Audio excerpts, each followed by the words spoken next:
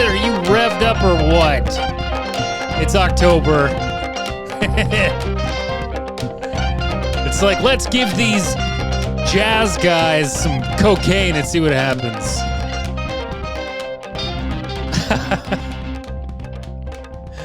Welcome back to the show. I'm Matt Duncan. I'm your host of Come Lose It with Matt Duncan. Lots going on, lots to talk about. Gonna try my best to keep things in line here. How are you doing?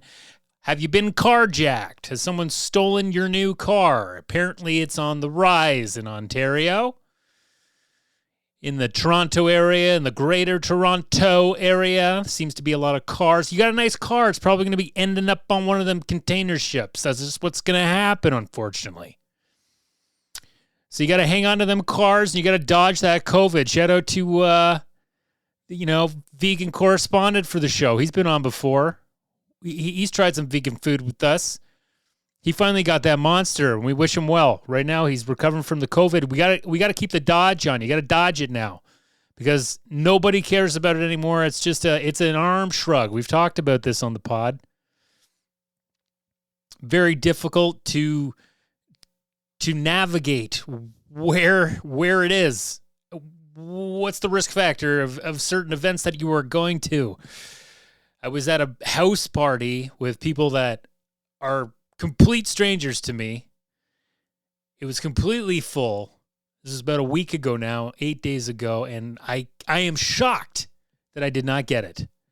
Did not get the COVID. Week before that was at a family gathering at a cottage. Didn't get it then either. I am going to get that shot. I do not want to fuck around with this. I'm going to get a flu shot as well again this year. I just need to try and stay as healthy as I can. That's my personal preference. Everyone's got theirs. It's not as black and white as it once was, the whole vaccine thing for people. So you just got to think about yourself at this point. We tried thinking about each other. Didn't work. Didn't really pan out. So you just got to think about what's best for you and try to protect yourself any way you can or not. Okay, now I got some big news. I'm not going to get into it too much because it's an emotionally charged subject, but this podcast kind of represents, in some ways, a journal of my life as we're trying to accomplish these goals together. Trying to lose weight, try to be more fit, but it just goes into every other aspect. Maybe you're trying to lose weight off your mind, lose some of that emotional weight. Some of that stuff's been holding you back. In other ways, sometimes it's just time to move on. And without beating around the bush any more than I have, I've left the Confederacy of Dunks podcast that I've produced now for 9 years. Would have been 9 years next month when I was 30 years old. And unfortunately, after some back and forth, I was hoping for it to go one way, and then unfortunately went another. And so I've stopped, and it's moving on without me. I wish them all the best, but this is just what happens. Sometimes people don't see eye to eye, and you move on. You move on from it, and hopefully one day there can be some healing, and we can look back at this and not really pay it much mind. But that's where I'm at now. So I'm going to have a lot more time to get those 2 podcasts in every week. I'm going to get those 2 pods in because now I'm going to have a lot more free time. And, I think I really need it. I'm feeling a lot of relief right now. I'm proud of the stuff that I've done with that podcast, but I do think it is time to move on. It's been time, and I am relieved. I didn't think I wanted it to end so quickly, but it has, and all I'm left with is some relief. So you have to just take that and wrap it up, I'm kind of at the stage in my life right now where if I'm lucky, this is the halfway point of my life. If I'm lucky, I've got another 39 or 40 years left. I might not. We might not. There's war. It's getting crazy. So this is kind of it's closing this chapter on that first half of my life, hopefully. You never know what the future's going to hold, but if you're looking at it on a map and you said, yeah, I could probably do another 40, this is the end of the first half. And I need something different. I need to start looking in different directions for that second half, and that is what I'm doing. So going forward, it's just going to be this from now on for a bit. I'm not saying I'm not going to produce again. I probably will. I probably will focus on something a little more evergreen, something that has a little bit more staying power and is not so focused on being in the moment of the news. So that's what's going on there. And we'll move on and things will be good. Things will be good. I'm not even going to get into the Israel and Palestine stuff. I don't think I'm going to say anything about it. The internet has never been crazier with this stuff. I'm seeing people that I know that are stand-ups and actors and whoever, and they're pro-Palestine, some are pro-Israel. It seems like there's a lot of people hating on the Jews right now for very anti-Semitic reasons, and then there's people not giving enough care about the people being hurt in Palestine. It's just too much. I can't have an opinion on it because it's a fucking... And then you have it, everyone's getting their information from that fucking obtuse triangle morons X site. It's not Twitter anymore. We got to stop calling it Twitter. Twitter's dead. This is called X now. X. And apparently, all those blue checkmark accounts on X they are spreading misinformation. Can you believe it? Can you believe it that Elon Musk, his seemingly very drifting, I don't know, into Truth Social type of site, is spreading misinformation? I won't be paying. Apparently, we'll all be paying to use it. I will not pay $1. I just have my one account now. That's it. It's a burner account. I use it mainly for hockey news. I don't get my news from it. Political news, world news. I just stick to the papers, folks. That's what you should do. We got to go back to the old ways. You got to stick to the papers. Get your news from the people that have degrees in journalism, not fucking teenagers on TikTok. For all my listeners that subscribe on Google Podcasts, listen, it's going away. I've been doing this long enough now that I'm starting to see podcatchers that are dying. That's how long I've been in the podcast game. First, it was Stitcher. Stitcher's gone. And now it's going to be Google Podcasts. So if you are a Google Podcast subscriber, and this is probably more common with you Android folk, then you're going to have to switch to YouTube Music. I think it's becoming YouTube Music or getting podcast. They want you to listen to podcasts on there. But I don't like to stream. I don't like to watch podcasts that much. Unless they're very short episodes. I think it's insulting to the craft. And, that's one of the things at my other podcasts that I was a part of. I really had to fight with, well, if we're going to be putting this video up, how is it going to be more than just people sitting around riffing on a Zoom call? Because I don't know about you, but I fucking hate watching clips of stuff on a Zoom call or a stream. It gives me pandemic PTSD. When all your favorite TV shows, they had to film their last episodes on Zoom, and they tried to, and they did their best, but it just was horrid.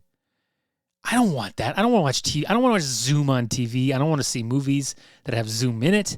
I want it to be completely separate from entertainment. I want it to be for a necessity for business meetings, for people who can work hybrid, not for entertainment. And it's just something that I've always struggled with, especially since leaving the city. This is the only way that I've been able to produce the other podcasts is this way. And it's always just kind of messed me up, So if you got Google Podcasts, you're going to want to, get rid of it. I get a lot of funny requests for this podcast. I don't know what it is. I don't really promote this. We've talked about that.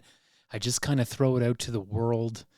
But every once in a while when I check my emails for the pod, there'll be just weird requests, and I just don't know if it's like somebody's preying on smaller podcasts or something. Like it seems like they just come out of an alleyway and they would like want to get on the podcast or they want to promote something.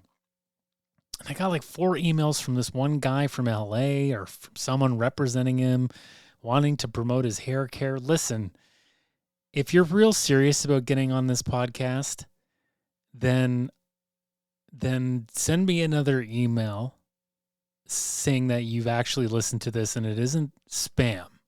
Okay?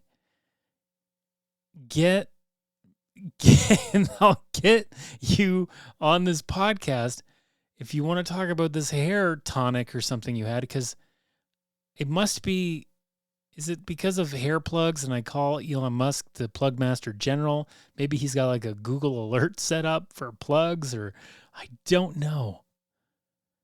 But whoever is representing him is desperate to get this tonic out there. Whatever it is. So if you're really serious about it, I'm interested too. But I gotta try and see if you're not some weird bot. Because I just feel, I don't know, my other podcasts never got this stuff. It was so rare. Never got shit like this. But this one, maybe because it's health and fitness, I don't know. So anyway, that's what's going on in my life. Kind of a wild week, but I think it's going to get a lot better. And to be honest, there's just too many hot bee days to not wish some people well. Okay, I know this segment isn't back forever, but we got to talk about some birthdays here, folks. Mr. Bob Odenkirk is 61 years old. Happy birthday, Saul Goodman. Had a massive heart attack on the set of Better Call Saul in that last season, so you better go watch it. You better know he put in the work. He died, they brought him back, finished the season. Couldn't get that Emmy, though. He's good, he just wasn't as good as the others. And I think, honestly, Breaking Bad really stole all of the glory. All of the friggin' glory. You know what I mean? Who else we got? We got Christopher Lloyd. He's 85. That guy's still going at 85. Means he was like 47 or something like that when he did Back to the Future. I thought he was way older than that. I thought he was like 62. Wouldn't you put Christopher Lloyd at 62? And I know they gave him makeup to make him look older, but still, that dude has looked crusty for a long time. Even when he was on Taxi. That dude was like my age when he was on Taxi. Jeff Goldblum is 71. That weird, fresh-looking, dino shit-loving Jeffy Goldblum. 71, man. He does look good. Oh, my God. Valeria Golino. Gina Piccola-Poopola. Do you know Gina Piccola-Poopola from Pee-wee's Big Top? It's the Pee-wee movie where he becomes a farmer. And I remember, like, the cows, they were, like, squirting out chocolate milk. But Valeria was in it. She was Gina Piccola-Poopola. She's 58. Happy birthday, Valeria. She's an Italian actress. And, you know, she was the runner-up to a lot of early Julia Roberts, apparently. I think she was the runner-up to her in Pretty Woman. I think some other movies. She was, you know, she was in Hot Shots. She's done the spoof type stuff. She's done some comedy. She's multilingual. Happy birthday. I think she went back to Italy to work from there now. Spike Jonze, the great director, the great writer, is 54. Happy birthday. Jesse Tyler Ferguson, he's 48. He's from Modern Family. Never watched the show. Never liked it. I thought I was a little corn doggy.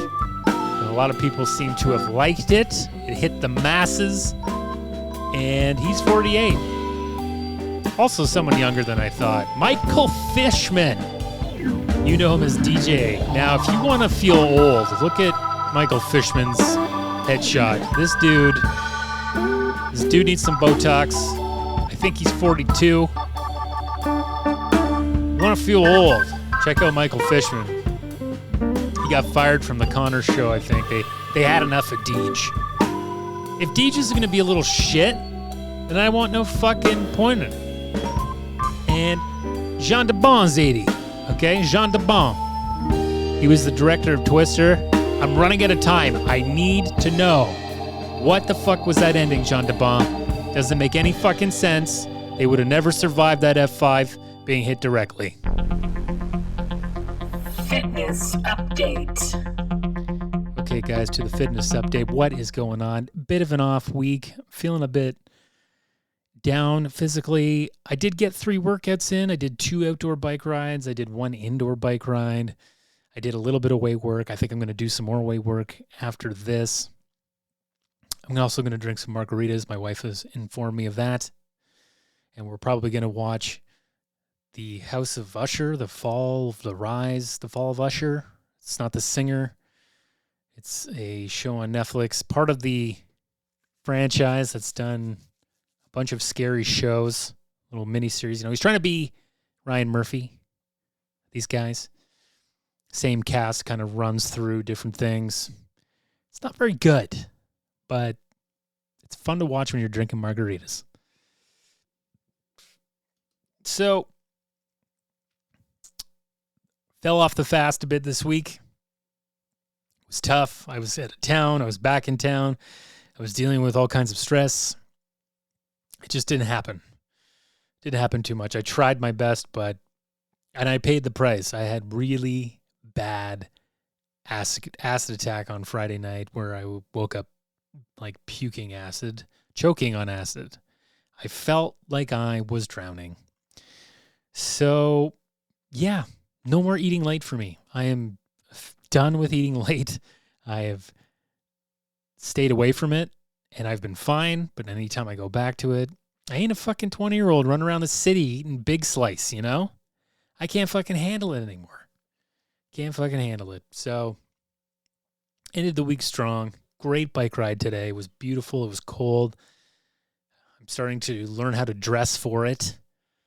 And then I'm going to hit some weights and stuff, I think, in here just to get them pumped up and ready to start that last full week of October. And then it's birthday boy month. Scorpio time.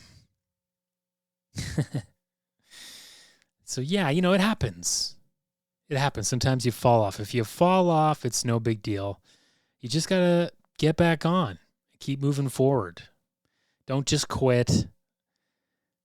Do little incremental things. If you're just trying, if you're doing something, you can always build on that. And that's my wisdom. Health news. News that is health related. We got some health news on here. We got some health news. We're talking long colds. We're talking stress drinking. Let's go with long colds first. Okay? Because we've heard a lot about long COVID. But experts are now saying that long colds are a thing, long flus are a thing, and I honestly believe if I did not have COVID back in the fall of 2019, 4 years ago, then I had some kind of long flu because I was fucked up for a couple months. Didn't feel right, had issues, had to go to the doctor, had to get tested and stuff and get ultrasounds, and it was brutal. It was brutal. And apparently long colds can be a thing in the same way that long COVID is, with some people experiencing prolonged symptoms after an initial infection. And a lot of those symptoms are like diarrhea, stomach problems, muscle joint pain, sleep problems, memory problems, difficulty concentrating, dizziness, coughing. People who recently had COVID were more likely to report problems with smell and taste, brain fog, dizziness, and sweating. People who had prolonged symptoms after a cold or a flu. So post-viral fatigue seems to be very common. I think that is something that I had as well, post-viral fatigue. PVF, if you will, after I had that flu, but I have not, and I knock on wood here, folks, because I've let you know that I've seen people from many different walks of the world in the last couple of weeks, and I've managed to dodge it. We both have, my wife and I, have managed to dodge COVID again. And we are now at 3.5 years of doing this. So if we ever got it, it was back when there were 0 symptoms and we just had it and nobody knew and there was no tests and there was no vaccines and you just didn't know. Well, that seems like a dream back then, because every single person that I know, including our Danny boy right now, have some serious symptoms, and it's a type of illness where you're like, oh, this feels different than I've ever had before. That's what I've heard from the people. And sometimes people have said, yeah, it just kind of felt like a cold. But I feel like the first time, for all those people who got it that first time, the symptoms have been substantial. But it's good to hear, because I always thought that there was a chance that I had some kind of long COVID from this flu that we had. And now apparently there are studies going into it saying like, yeah, you can have long flu. Long flu, long time. So take it easy on yourself if you're not recovering so quickly from whatever illness you seem to have picked up in this greasy, gross, deliciously beautiful world. Now here's another thing that's kind of caught my attention. Are you a stress drinker? Are you a stress drinker? If you're someone who's under a lot of stress, do you need a glass of wine? Do you need a rye on that die? Because I am. A lot of the times when I get stressed out, it's like I need it so bad that I just need, even if it's just one drink, I feel it taking that edge off. Apparently that stress drinking ain't so good for you, and apparently a lot more people are doing it. And I definitely can say I was amongst the people that was drinking a lot more during the pandemic when we were locked inside and trying to have fun and have hobbies. And you know how hard I got into darts? I barely throw the friggin' darts anymore. I was going to throw them today. I didn't do it. I fucking loved it. It really got me through the darts. But it seems like like I'm dipping my toes back in COVID or something into those years, into late 2020 and 2021. It's like I'm always dipping in. So it's a dumb mental block, but sometimes that's why I don't do it. I don't feel the urge to do it.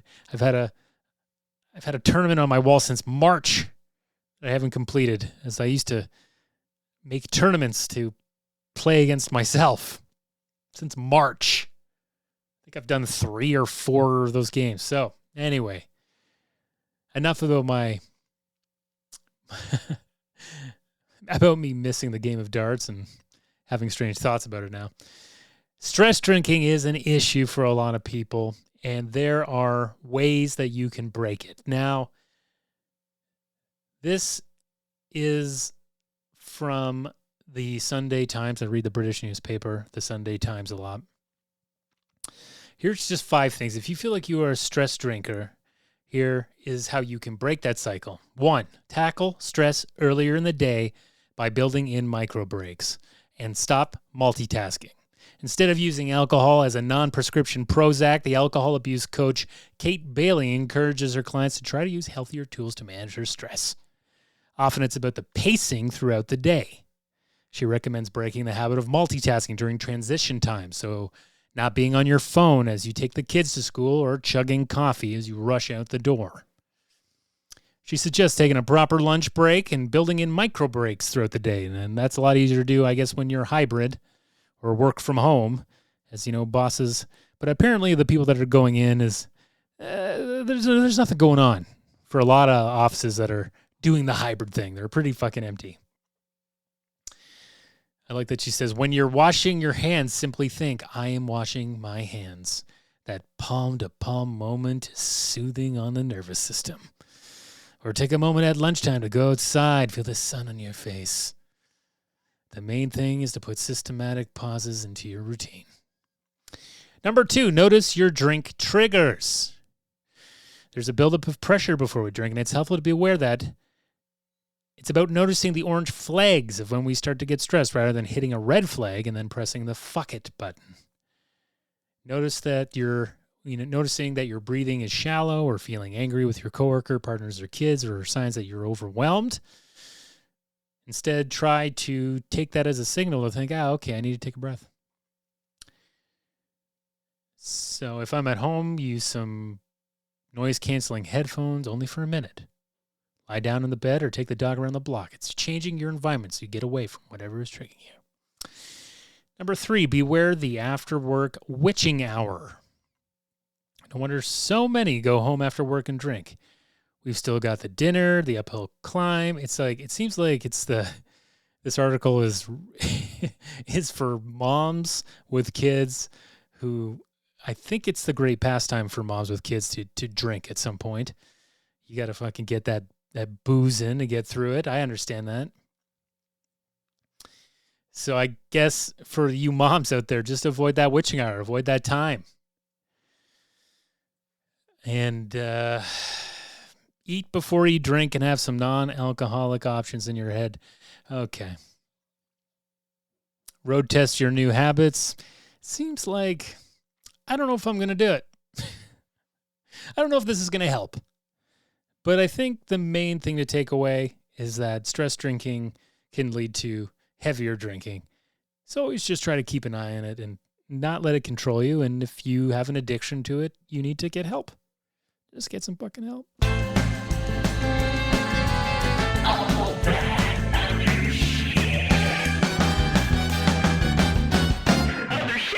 Okay, last bit of the pod. This is the other shit portion. This is kind of where we go nuts. We talk about whatever I feel like talking about. It might not be health and fitness related. It might be entertainment. It might be politics. It might be news. It smells a lot like the opening turd, but it's a little different. It's the other shit. There's a lot of Hollywood couples secretly splitting or have secretly split, and they are coming out of the split pea right now. The split pea of ending relationships. First, it was Jada and Will Smith. And of course, I've talked on this podcast before, something so fucked up is going on. That whole slap thing, it was also, there was just something behind it. It wasn't just about a guy standing up for his wife. She started to comment about it. They've been separate for 6 years. And now fucking Meryl Streep and Don Gummer. They've been a couple forever, and they've been split. It's wild when they get to their 70s, mid-70s, and couples call it. I think that's such a wild thing. It's like you'd rather at this point die alone or hopefully move on, but odds are die alone. So that shit must have been building for a while with Gummy. I wonder what Mammy Gummer thinks about it. Mammy Gummer's known this whole time. That's her daughter. Mammy Gummer. Mammy. Jesus. She's like, I think when Meryl gave her that name, she's like, oh, good. She'll have to change her name. She wants to be an actress. She'll never rock Mammy Gummer in Hollywood, will she? Yep, she does. Mammy Gummer. What a name. What a name. Anytime I think, Matt Duncan ain't the name for Hollywood. I think of Mammy Gummer. I watched the Juul doc. Did you guys watch the Juul doc on the e-cigarette? I found it to be very interesting. The Rise and Fall of Juul, I think it was called. And if you're someone that is a smoker, if you're someone that was a social smoker or a weed smoker or a vape smoker, I've experimented in my time. It's worth a watch because it does kind of seem like they figured it out. They were the one company that figured out how to do that proper cigarette hit that you're looking for from a real cigarette, but it got taken up by kids and they fucked it up. As kids do, they fuck it up. And it's their fault. They made it look like a youthful thing. And then you have kids inhaling 6 of them at one time and their lungs get all fucked up. But I think for smokers who are trying to quit, didn't get popcorn lung because they didn't use vitamin E acetate in their shit. But a lot of kids that used Juul also used any fucking vape they could get their hand on. So a lot of them were using like black market shit that wasn't regulated in any way. And unfortunately for Juul, they had to take the fall for everybody. But they did fuck up with targeting it to young people, just like the old cigarette ads. And it's interesting. You should watch it. But it's a bummer because I'm around a lot of smokers in one side of my family, and it's a nasty fucking habit. So if you can stop that and not get tar and all that shit into your body, they'd be a lot happier. My Toronto Maple Leafs are back in action, and it's been a shaky start. They've been good, but they've been bad. And now the NHL is banned Pride tape. You can't wear any kind of LGBTQ rainbow stuff. It has been fully banned because last year, 7 out of the hundreds of players, 7 players said they would not wear Pride jerseys during the warm-up. Many of those 7 were Russians that were afraid for their family back home because we know what it's like in Russia, and it's much scarier. But others were just hiding behind religious bigotry. So now it's fully banned. It just shows how obnoxious the league is. It's my favorite sport to watch, but we're always going to be number 4, number 5 to all the other sports. It's never going to be the biggest sport ever. It's just shit like this, but some players are already responding to it. They are defying it. And actually, a former Leaf player last night was the first player to wear the Pride tape. And we're waiting to see if he gets fined or suspended, or it'll be a fine, if anything. But now it's players need to take the fine. And so shout out to Travis Dermott, who's a defenseman for the Arizona Coyotes. He's the first to say, fuck it. This sport is for everyone. Good for him. Good for him. Something I didn't talk about last week, but Winning Time got canceled. Remember when I played this song for you, and it was just, I was so pumped up. Immediately after that, it got canceled. So that's done. They took us through, the whole series went through the mid-'80s, right up to the mid-'80s, and then they just montaged us the rest of the way. There's no going back after you do a montage like that. You summed up the rest of it. So it's been canceled. Apparently it didn't perform well, but it was a really enjoyable show. And I think, barring the last episode, which kind of sucked because of how it ended, I still recommend watching it if you like to see a bit of a comedic vibe to a great basketball story. Speaking of comebacks, Frasier's back, baby. Are you guys watching Frasier? Have you seen the new? I'm trying to be open-minded about it. Frasier's still got it. Kelsey has still fucking got it. But it just, as I've said before, the multi-cam needs to retire. It just doesn't fit in this era of filmmaking, television, cinema. I don't know, whatever you want to call it. There's something that corny worked in the 90s. Maybe it was with everything that else was going on in the world. I don't know. But it's something about it now. It just seems so hokey. But I'm going to keep watching it. Maybe it'll grow on me like a fungus. That's the only way these multicams now can be tolerated. You just have to let them grow on you like fungus. Get on a bit of that Last of Us. Give me some of that fungus head, bro. And that's it.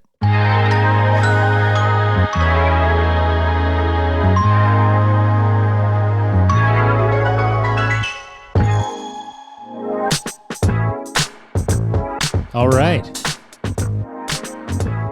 So a lot of shit going on here the first half of October. Changes to my life are underway.